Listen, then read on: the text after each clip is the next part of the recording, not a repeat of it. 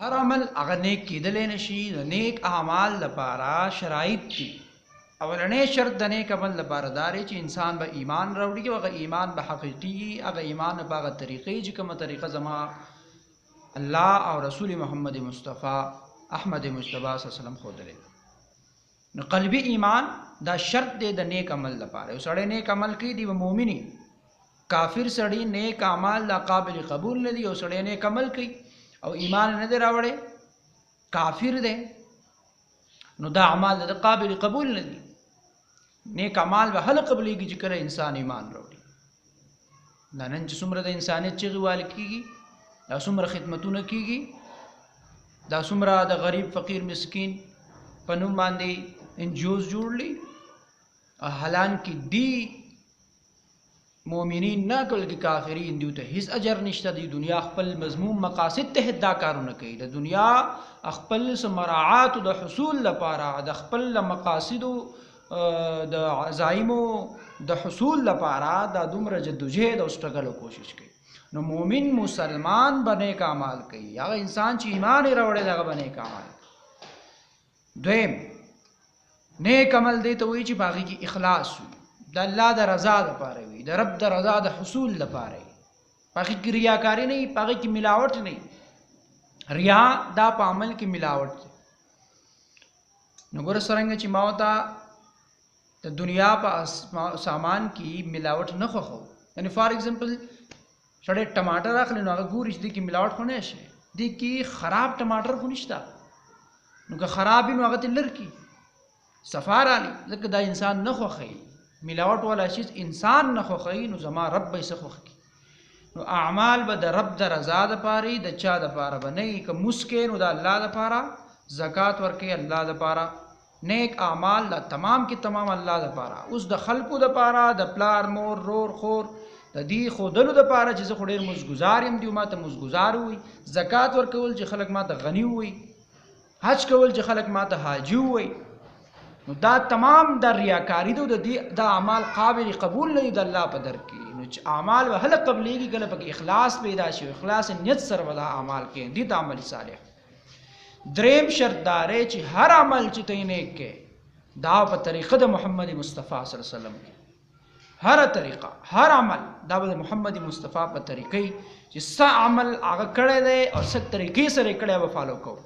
ځکه چې لقد کان لکم فی رسول الله اسوة حسنه، د محمد مصطفی صلی الله علیه وسلم لایف او زندگی او اسوه دا زمونږ دپاره یو نمونه ده، یو مثال دی، یو ماډل دی.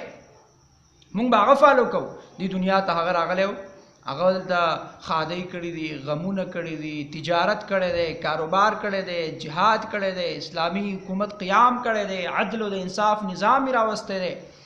دا تمام زما استاد رهنمایي دپاره دی. نو دا نن چې ما تاسو کوو غم خادمه باندې راځي، نبی اسلام کړي دا، نو څرنګه هغه مخادي کړي هغه زما دپاره ماډل دی، موږ هغه فالو کوو. نو هر عمل چې د نبي مهربان صلی الله علیه وسلم طریقې موافق نه وي دا قابل قبول نه دی، دې ته بدعت ویلی شي.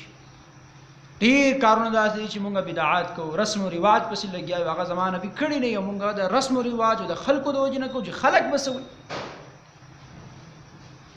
نو خلق به هر څه وایي، دې ته کتل پکار دي زما رب به څه وایي، زما خالق به څه وایي. ځکه چې ما ورته الله لزو، الله ته به حاضرېږو، هلته به چې کوم دی نو مقدمه ته ما ورته درج کړي. دا درې شرایط په عمل صالح کې یاد ساتئ چې هر کار چې موږ ورته نیک وایو هغې کې درې شرایط دي. اول ایمان لازمي دی، دویم اخلاص لازمي دی، دریم په طریقه د نبی علیه السلام لازمي دی، هغه کار به نیک کوي. وتواصوا بالحق وتواصوا بالصبر.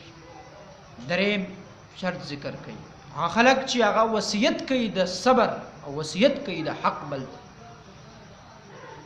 یعنی یو سړی په خپله برحق دی، په دین اسلام باندې دی او دی دا ګڼي چې زه به حق دین باندې یم او زما دین د تمام ادیانو نه بهتر او اعلی او افضل دین دی، زه په راه راست یم. نو د دې انسان دا فرض جوړیږي چې دی بل انسان او بل مسلمان رور هم راه راست ته راولي.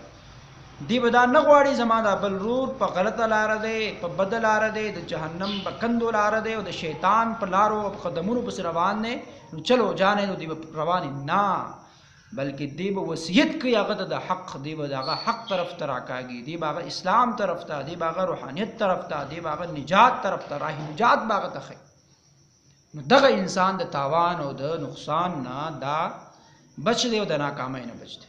او تواصوا بالصبر، او بل چې دی نصیحت کوي د صبر بل مسلمان ته. یو انسان په خپل صابر دی، دته معلوم ده چې الله رب العالمین د صبر کوونکو ول خلکو سره دی. الله بشارت ورکړی بشیر الصابرین ان الله مع الصابرین.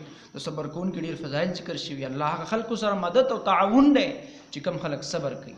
دی بخپل صابر دی نو دی بل مسلمان ته د صبر تلقین کوي. دی د اسلامي تحریک سره وابسته دی، دی د اقامت دین جدوجہد کوي، دی د اسلامي انقلاب او اسلامي نظام لپاره جدوجہد کوي، دی دعوت تبلیغ سلسله کې لګیا دی، د الله دین خورول کوشش کوي، دی داعی دی. نو دی ته په دې لاره کې به مشکلات او مصائب راځي، دی په دې باندې صبر کوي. صبر په درې شیزونو باندې کوي. صبر د فلم مسائل باندې به صبر کوي، مصائب صبر په مصائب به باندې راځي، مشکلات به راځي، په هغه باندې صبر کوي. صبر وکړي دی د ګناهونو نه. دویم دی به ګناهونو طرف ته ذهان کیږي، توجه کیږي، شیطان به ورته غلط شیخه جوړي، ګناه کې ورته لذت خوند لطف پیدا کوي.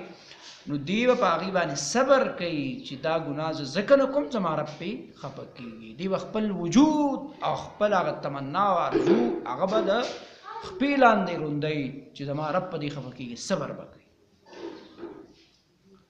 دریم صبر دا صبر بالمعصی و. دریم صبر په دې دی چې انسان کم نیک اعمال کوي، کم لاره باندې روان دی، په دې باندې مستقیم ودرېږي، استقامت اختیار کوي. یعنی موږ مسلمانان یو، مسلمان خلاف خلک سازش کوي، بیا اسلامي تحریک سره وابسته وي، په دې بس به خلک خبرې اترې کوي. د دې وجې نه د دې خلکو خبرو پسې به نه ځو، بلکې مستقیم په دې ولاړ یو چې زه صحیح یم، زما عقیده صحیح ده او زه مسلمان یم، د تمام ادیان دا باطل دی او دین اسلام دا حق دی او زه حق پرسته یم. نو په دې لارې نه اوړېدو کوشش نه کوي، بلکې په دې باندې مصمم ودرېږي. نو دا خلک په راه نجات دي. په دې آیات کې الله ذکر کړه چې څوک ایمان کامل راوړي او ایمان حقیقي، دا انسان کامیاب او کامران دی.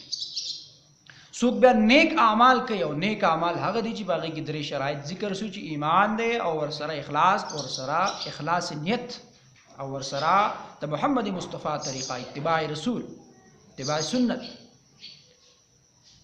او دریم چې کم خلک د حق نصیحت کوي بلتا چې بلوم حق طرف ته رابلي. یعنی موږ آسان الفاظ کې داسې ویلی شو دعوت تبلیغ سلسله کوي، او بیا په دې لاره کې چې دی دعوت تبلیغ سلسله کوي، دی اقامت دین لپاره کار کوي، نو دی صبر کوي او په خپله هم او بل ته هم د صبر تلقین کوي. نو دا خلک کامیاب او کامران دي. نو راه نجات او حقیقي نجات او حقیقي کامرانی الله رب العالمین واضح کا. موږ تاسو له پکار دي چې دا لارې خپل کو، په دې باندې کامیابی او کامرانی ده، او دا کامیابی او کامرانی ترلاسه کړو. الله رب العالمین دی په دې خبرو الماله بیا تاسو له د عمل کولو توفیق راکړي. وقول قولي هذا استغفر الله لي ولكم ولسائر المسلمين.